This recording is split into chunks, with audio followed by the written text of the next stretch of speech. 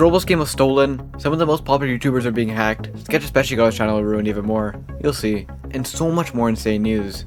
This is probably the most insane news video I've posted all year. Subscribe and let's get into it.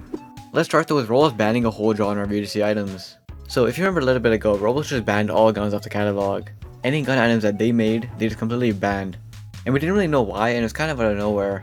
But then with this, and UGC being like a complete mess right now, a lot of people started uploading their own gun items. Which for a long time were actually just completely fine, like Roblox didn't take any action against them, until now.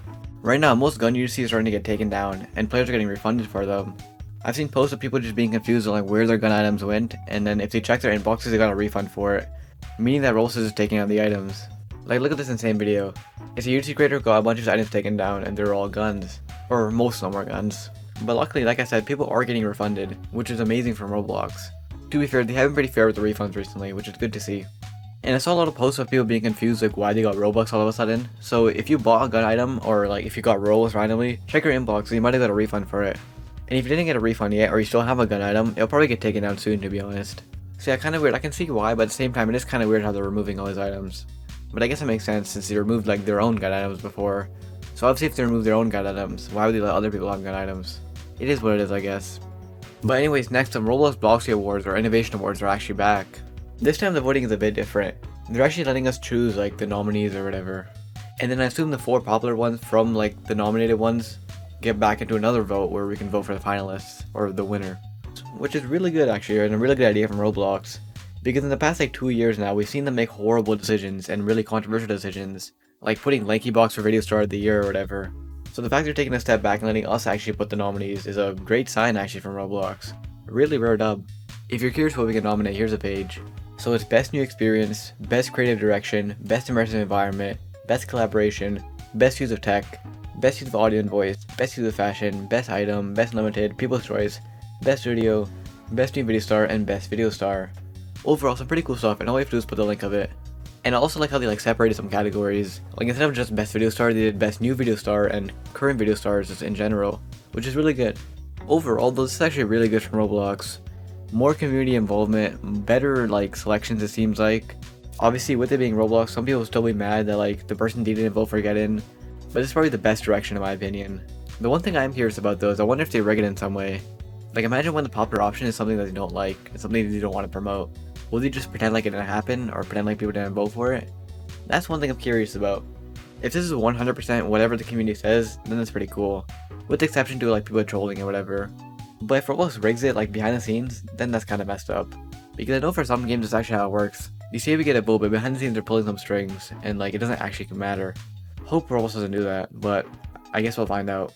And if you want to vote, I'll put a link in the pinned comment if I remember. I probably won't, let's be real. But next, a Roblox skin was kind of stolen. So this Roblox skin has popped up recently and is very similar to Please Donate.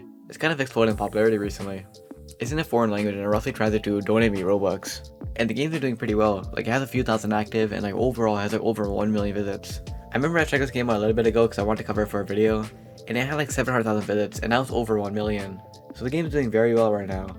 Although I don't want to point fingers, but it does seem a little bit suspicious, like 1 million visits and only 600 likes. Like you'd think a game with 1 million visits has more likes, but hey, we don't know if it's botted or not. Now they did credit Asm and they're only using the concept, which is fine. Like using the concept and whatever and being inspired from the game is completely okay. But if you look at the game, it's so similar to Please Donate. Now to be fair, it all seems like original or made by them, but it's literally like the exact same like layout.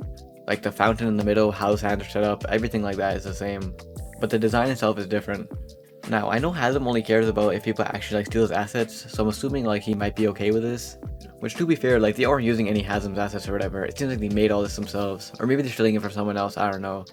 But like the general idea, the map layout and everything is all like basically stolen 1 for 1, or copied 1 for 1.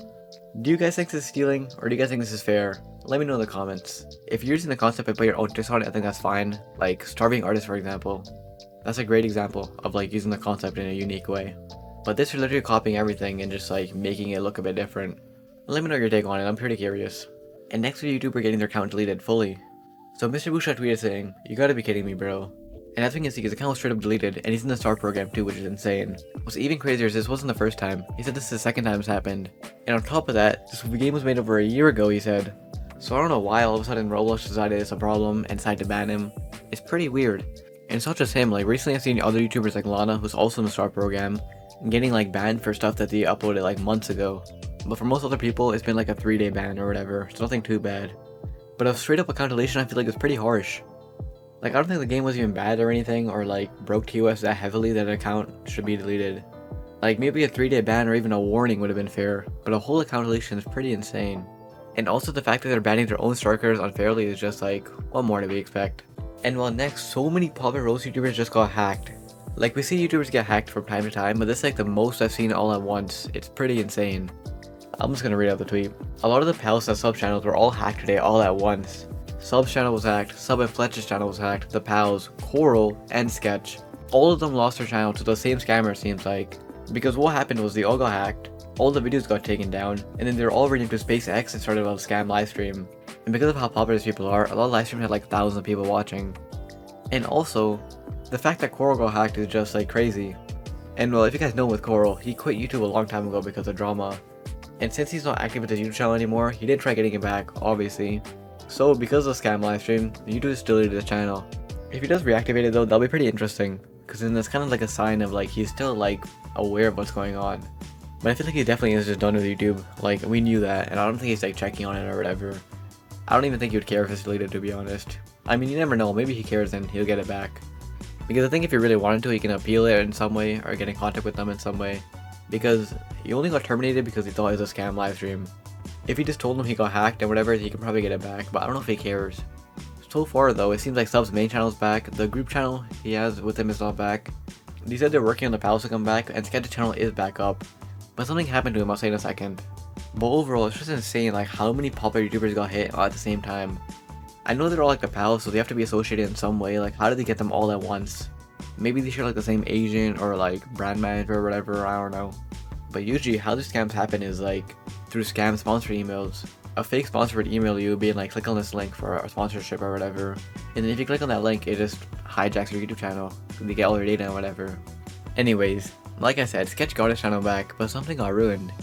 A big thing being his channel name, he for some reason can't get it back. If you look at his channel name right now, it's just Sketch with another H. And then the actual tag is Sketch with a bunch of H's. And that's the main thing that's probably ruined. Because after reading some comments, I think after 14 days, you can try getting his main channel like name back. But that tag or handle he has, I don't think he can get back. Because for YouTube channel names, you can often have the same name as someone, like, that's pretty common. But that like tag you have at the bottom, that's unique, like there's only one for each person. But it's actually really bad because that tag's getting more important with YouTube and like shorts and stuff. So I don't know how it's gonna work if he can even get it back. I don't even know if he can get his main channel name back, hopefully he can. Also, by the way, everyone lost their verification because of like they had to change the channel name or whatever. But I think they can easily get that back. You just have to like ask or whatever and they'll get it back. That's not that big of a deal. Just a super messy situation. There are gonna be some problems with their channels and like their handles and stuff. But at least he got access back. Let me know your thoughts on all this crazy news today and check out this video where we're also adding dating games. See you in the next one.